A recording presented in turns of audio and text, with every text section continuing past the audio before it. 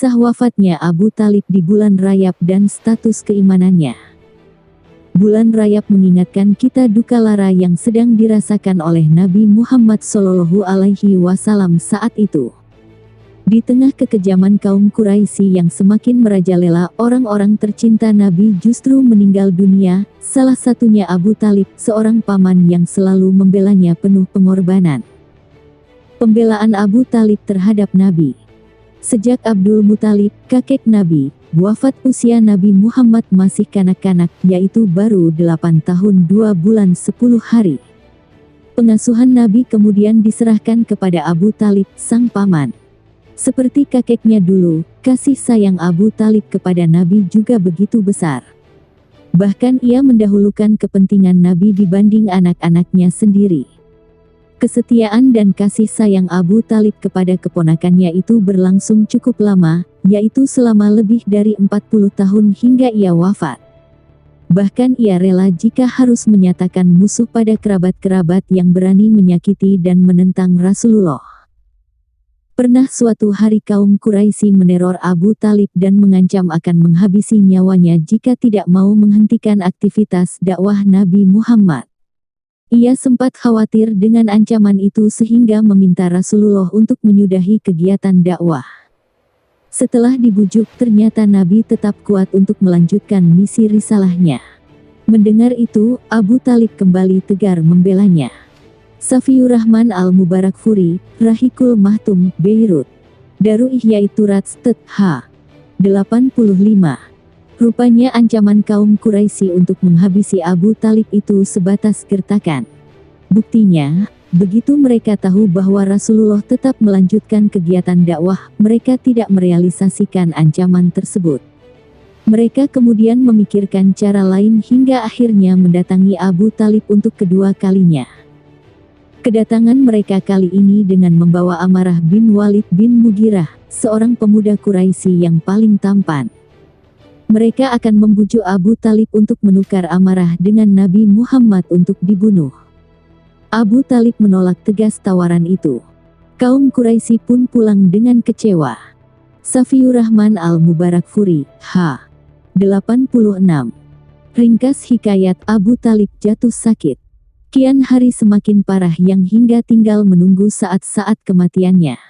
Akhirnya ia pun berpamit untuk selamanya pada bulan Rajab tahun ke-10 dari kenabian.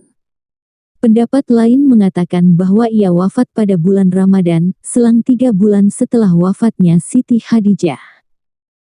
Saat detik-detik kematiannya, Rasulullah berada di sampingnya dan berkata, "Wahai paman, ucapkanlah la ilaha illallah, satu kalimat yang dapat engkau jadikan hujah di sisi Allah." Sementara Abu Jahal dan Abdullah bin Abu Umayyah Al-Mahzumi yang juga berada di situ menyela, "Wahai Abu Talib, apakah engkau tidak menyukai agama Abdul Muthalib?" Keduanya terus mengulangi ucapan itu hingga kalimat yang keluar dari mulut Abu Talib adalah tetap berada pada agama Abdul Muthalib. Safiur Rahman Al-Mubarakfuri, H. 103.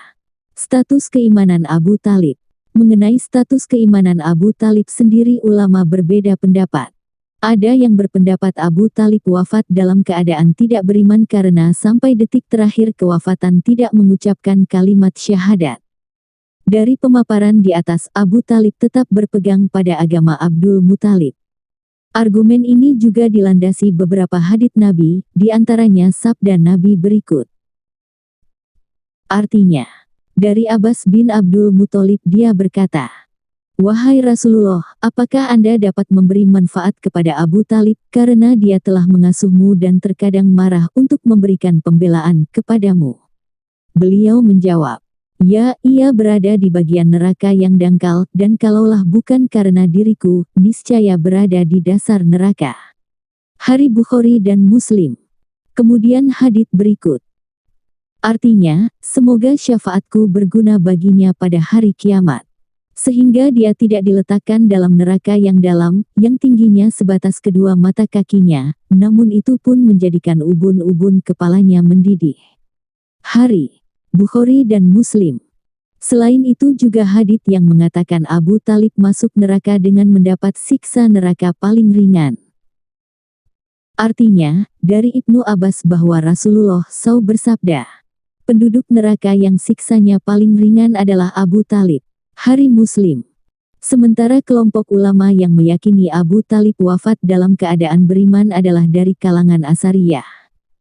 Bahkan seorang mufti Makkah Syekh Ahmad bin Zaini Dahlan menulis kitab khusus yang membantah tuduhan Abu Talib wafat dalam keadaan kafir. Kitab tersebut berjudul Asnal Matalib fi Najati Abi Talib. Dalam paparannya, Syekh Ahmad banyak menggunakan argumen Syekh Al-Barzanji, seorang mufti bermazhab Syafi'i di Madinah. Berikut penulis jabarkan ringkasan argumennya. Syekh Al-Barzanji mengaku bahwa kualitas ketiga hadits di atas sahih. Memang jika dipahami sekilas, hadits-hadits tersebut menyatakan bahwa Abu Talib wafat dalam keadaan tidak beriman. Tetapi jika dipahami lebih teliti, maka akan menemukan makna sebaliknya, yaitu Abu Talib wafat dalam keadaan beriman. Menurut Al-Barzanji, keengganan Abu Talib mengucapkan kalimat syahadat pada detik-detik kewafatannya karena khawatir akan keselamatan Nabi Muhammad. Mengingat pada saat itu ada Abu Jahal dan Abdullah bin Abu Umayyah Al-Mahzumi, dua tokoh kafir Quraisy yang cukup berpengaruh. Hanya saja, lanjut Al-Barzanji, ada kemungkinan Abu Talib mengucapkan kalimat syahadat. Sebab saat Abu Talib menjelang wafat, seorang sahabat Nabi bernama Abbas melihat Abu Talib menggerak-gerakkan mulutnya mengucapkan kalimat syahadat. Kesaksian Abbas ini kemudian dikabarkan kepada Nabi. Berikutnya, Al-Barzanji juga mengomentari bahwa dalam beberapa hadits Abu Talib dijelaskan memperoleh syafaat Nabi, hal ini jelas ia wafat dalam keadaan beriman. Sebab syafaat hanya bisa diperoleh orang mukmin.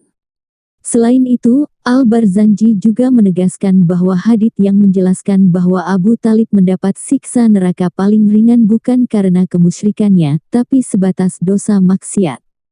Sebab, jika statusnya kafir, tidak mungkin ia mendapat siksa paling ringan karena levelnya akan membawahi siksa seorang mukmin yang bermaksiat.